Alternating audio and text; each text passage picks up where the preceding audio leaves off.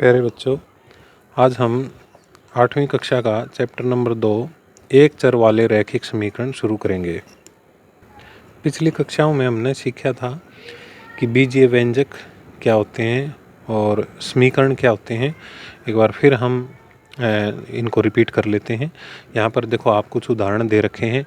5x 2x घटा 3, 3x जमा y, 2x y जमा 5, एक्स वाई जेड जमा एक्स जमा वाई जमा जेड, एक्स की 2 जमा 1, वाई जमा वाई की 2, ये सभी व्यंजक हैं। इनको बीजीय व्यंजक बोलते हैं। ये समीकरण नहीं है। और एक चर वाले रैखिक समीकरण जो हमारा पाठ का नाम है, उस हिसाब से भी ये सभी एक चर वाले रैखिक समीकरण नहीं है।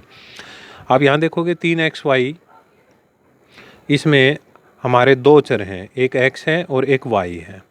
यहाँ अगली जो व्यंजक दे रखा है उसमें भी x y दो चर दे रखे हैं।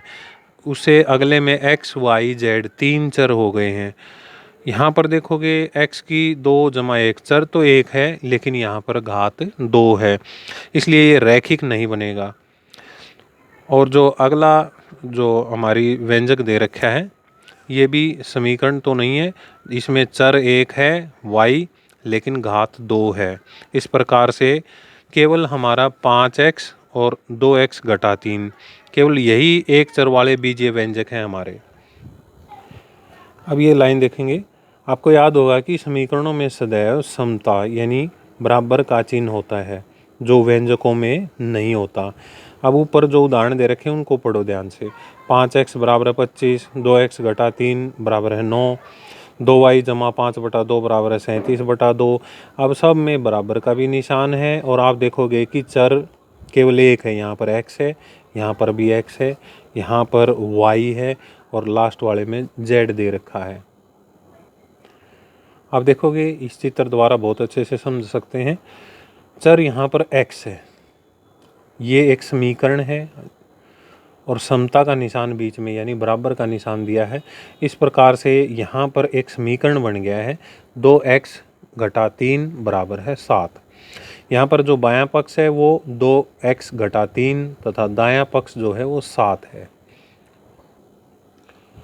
एक बीजीय समीकरण में चरों को प्रयोग करते हुए एक समता होती है। इसमें एक समता का चिन्ह होता है। इस समता के बाईं ओर वाला व्यंजक बायां पक्ष यानी लेफ्ट हैंड साइड, और दाईं ओर वाला व्यंजक दायां पक्ष यानी राइट हैंड साइड कहलाता है। यहाँ पर जो आपकी एक्सरसाइज 2.1 शुरू होगी, उससे पहले यहाँ पर 4 उदाहरण दिए गए हैं आपकी बुक में। तो इन उदाहरण की मदद से आप शुरुआत कर सकते हो। इनको समझ के काफ़ी अच्छे तरीके से आप यहाँ पे समझ सकते हो। यहाँ पर शुरुआत वाला जो उदाहरण है वो काफ़ी आसान है, और उसके बाद थोड़ा मुश्किल होते हुए जो है बड़े क्वेश्चन की तरफ चले गए। अब आपकी ये एक्सरसाइज है 2.1। यहाँ पर आपके कुल मिला के 6 क्वेश्चन इस पेज पर हैं, और 6 क्वेश्चन अगले पेज पर, यानी कुल मिला के 12 क्वेश्चन है। तो आज हम ये करेंगे। पहला क्वेश्चन, निम्न समीकरणों को हल कीजिए। यहाँ पर ये समीकरण दिया गया है। दायां पक्ष यहाँ पर 7 है और बायां पक्ष है x घटा 2। तो यहाँ पर चर है x। समीकरण को हल करने का मतलब ये है कि हमें ये जो चर है x, इसके लिए हल करना है, इसका मान ज्ञात करना है। यहाँ पर x का क्या मान है कि यह समीकरण तुलनात्मक रूप से बिल्कुल फिट हो जाए। तो इसके लिए बहुत आसान तरीका है। जब हम शुरुआत करते हैं समीकरण को हल करने की, तो यहाँ पर हम करते हैं, मैं स्टेप बाय स्टेप करवाऊँगा। देखिए, जैसे यहाँ पर घटा 2 है बराबर 7 है। चर को सेपरेट करने का यही तरीका है, अलग थलग करने का तरीका यही है कि अगर यहाँ पर घटा 2 है तो हम इसमें जमा 2 भी कर देंगे, और यदि हम बाएं पक्ष जमा 2 करेंगे तो दाएं पक्ष में भी जमा 2 लिखेंगे। तो मैं लिखूँगा दोनों तरफ 2 जोड़ने पर। अब x घटा 2 था, जमा 2 कर देंगे। इस प्रकार से 7 उधर था तो जमा 2, यानी दोनों तरफ हमने 2 जमा कर दिया, 2 ऐड कर दिया। अब 2 से तो 2 कैंसिल हो गया, यानी ये तो शून्य बन गया, यानी केवल x रह गया। 7 जमा 2 यानी 9 बन गया। तो x का मान हुआ 9। अगला सवाल है y जमा 3 बराबर है 10। अब यहाँ जमा 3 है तो इस 3 को ख़त्म करने का यही तरीका है कि हम इसका जो योज्य प्रतिलोम होता है, यानी जमा का 3 है तो घटा का 3 इसके साथ ले लेंगे। y जमा 3 घटा 3, और इस तरफ अगर हमने घटा 3 किया है तो दूसरी तरफ भी घटा 3, ताकि तुलनात्मक रूप से ये सम रहें यानी बराबर रहें। तो 3 से 3 यहाँ पर कैंसिल हो जाएगा यानी 0 हो जाएगा, तो y आ गया। इधर 10 में से 3 गए 7। अब इन दोनों उदाहरण से, दोनों क्वेश्चन से आपको पता लग गया कि अगर घटा में दे रखी कोई संख्या और उसको ख़त्म करना है हमारे को बाईं तरफ से, तो घटा का 2 दिया है तो उसमें जमा 2, यानी बिल्कुल समान रूप से जो अंक है उसका चिन्ह बदल देंगे और उसमें रख देंगे। दूसरी तरफ भी इसी प्रकार से तुलनात्मक रूप से, अगर इस तरफ जोड़ा है तो दूसरी तरफ भी जोड़ेंगे, इस तरफ अंक वही घटाया है तो दूसरी तरफ भी घटा देंगे। इस प्रकार से हमारा हल आ जाएगा चर के लिए। अगला जो क्वेश्चन है इसमें हमारा जो चर है वो दाईं तरफ दे रखा है, तो कोई बात नहीं, पहले हम इस जो समीकरण में दाएं पक्ष को बायां ले आएंगे और बाईं पक्ष को दायां कर लेंगे। इस प्रकार से, क्योंकि हमें जो है चर के लिए हल करना होता है, हमेशा जो चर है हम बाएं पक्ष में ही लेते हैं, तो इसलिए पहले इसको हम रिप्लेस कर लेंगे। पक्ष बदलने के बाद जमा 2 है तो आपको सिखाया गया था कि जमा 2 है तो घटा 2 करेंगे इसमें से, और दूसरी तरफ भी घटा 2 कर देंगे। 2 से 2 कट गया और दूसरी तरफ 6 में से 2 गए 4। अगर आप इसी प्रश्न के हिसाब से जांच करना चाहते हैं तो देखिए, हमारा समीकरण था 6 बराबर है z जमा 2 और हमारा उत्तर आया था z बराबर है 4। z की जगह हम 4 रख दें अगर, तो क्या होगा, 6 बराबर है 4 जमा 2, 4 जमा 2 यानी 6। देखो समीकरण हमारा तुलनात्मक रूप से बराबर आ गया। इसका मतलब z जो 4 की वैल्यू आई थी हमारी z के बराबर, वो सही है। तो इस तरह से हमारा उत्तर की जांच होगी। इस तरह से हर एक प्रश्न में आप अपना उत्तर की जांच भी कर सकते हो। सवाल नंबर 4 है 3/7 जमा x बराबर 17/7। बिल्कुल घबराने वाली बात नहीं है। आपको लगता है कि यहाँ पर जो फ्रैक्शन दे रखा है, यानी ये संख्या बटा में दे रखी है, तो उससे कोई फ़र्क नहीं पड़ता, ज़्यादा करके ये लघुत्तम लेके हल हो जाती हैं। देखिए यहाँ पर 3/7 है तो मैं उसको दूसरी तरफ लेके गया तो -3/7। यहाँ पर मैंने वो स्टेप अब नहीं करवाया है जो जमा वाला, वो भी आप कर सकते हो। इस तरह से देखोगे आप 3/7 जमा x घटा 3/7, यानी जमा 3/7 था तो घटा 3/7 कर दिया, 17/7 घटा 3/7। इस तरह से ये इधर तो कैंसिल हो जाएगा, ये x बराबर है 17/7 घटा 3/7। इस तरह से ये पहले डायरेक्ट भी आप कर सकते हो। अब आपको पता है कि ये इधर प्लस का है तो दूसरी तरफ जो हो जाएगा तो वो माइनस का हो जाएगा, माइनस में पीछे चला जाएगा। पीछे जाने के बाद हम एलसीएम लेंगे, 7 एलसीएम है, 17 घटा 3 बिल्कुल ऊपर सेम रहेगा, 7 एक कम है, यानी दोनों अंक समान है नीचे हर में, और तो लघुत्तम भी वही रहेगा 7। और इस प्रकार से आप लघुत्तम लेके हल कर दोगे। 7 एकम तो ऊपर भी 17 एकम 17, 7 एकम फिर से 3 एकम 3, 17 में से 3 गए 14 बटा में 7, और 7 से जब हम 14 को काटेंगे तो ये 2 उत्तर आ जाएगा। ये इस प्रकार से जो x का मान है वो 2 हो गया। अगला सवाल बिल्कुल छोटा सा है। यहाँ पर 6 और x की गुणा दे दी है हमारे को, ये आपस में गुणा हो रहे हैं। तो जब कोई भी अंक चर के साथ गुणा में होता है तो दूसरी तरफ जाएगा तो वो भाग में चला जाएगा। 6x बराबर है 12 ये समीकरण था, पहले यहाँ 6 गुणा में था तो ये बाद में भाग में चला जाएगा। जब वो भाग में जाएगा तो 6 एकम 6 और 6 दूनी 12। इस तरह से x का मान यहाँ पर भी 2 आ गया।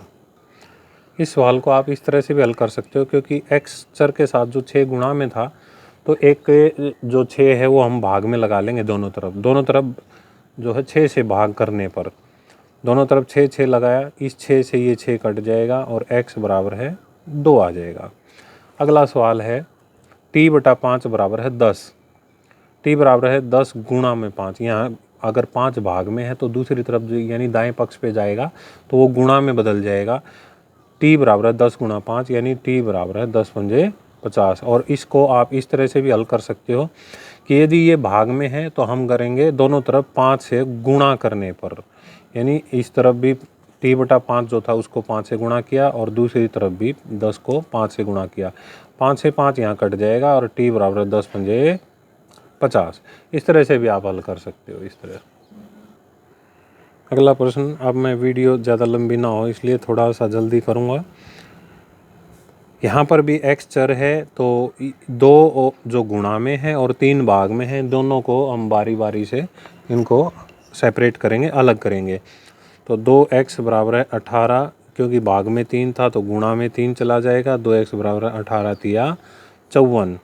और अब ये गुणा का जो 2 है वो भाग में आ जाएगा, यानी 27 दूनी 54, 2 से ये कट जाएगा 27 पर, तो x बराबर है 27। इस प्रकार से आपका प्रश्न नंबर 7 हल हो गया है।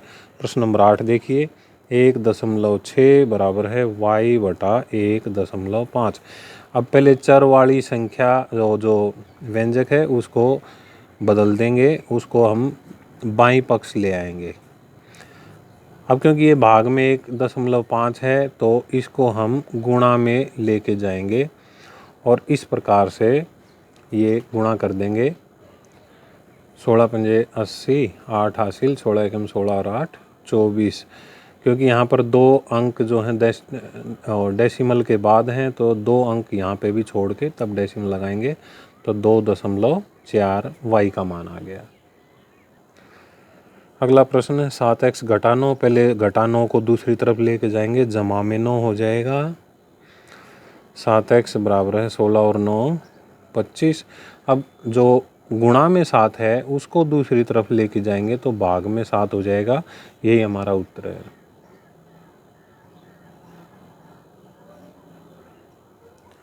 सात एक्स घटा 9 बराबर है 16। घटा 9 को दूसरी तरफ लेके जाएंगे, जमा 9। 7x 16 और 9 25। इस प्रकार से सॉरी फ़ोन पे कॉल आ गई थी इसलिए ये रिपीट हो गया, कोई बात नहीं। 14y घटा 8 बराबर है 13। घटा का 8 दूसरी तरफ जमा में 8 में बदल जाएगा, यानी 13 जमा 8। 14y बराबर है 13 और 8 21।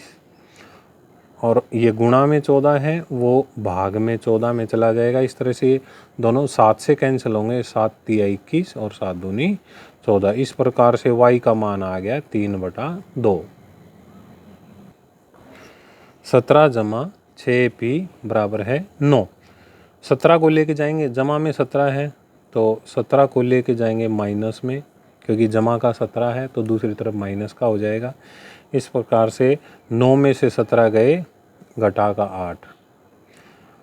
और ये क्योंकि p के साथ यहाँ p चर है तो 6 गुणा में है, इसको लेके आएंगे दूसरी तरफ तो ये आएगा भाग में। अब ये 2 से कैंसिल हो जाएगा, 2 चौका 8 और 2 तिया, तो p का मान आ गया -4/3। x बटा 3 जमा 1 बराबर है 7/15। पहले जमा का 1 है उसको घटा में लेके जाएंगे और इसको हम एलसीएम के द्वारा हल करेंगे।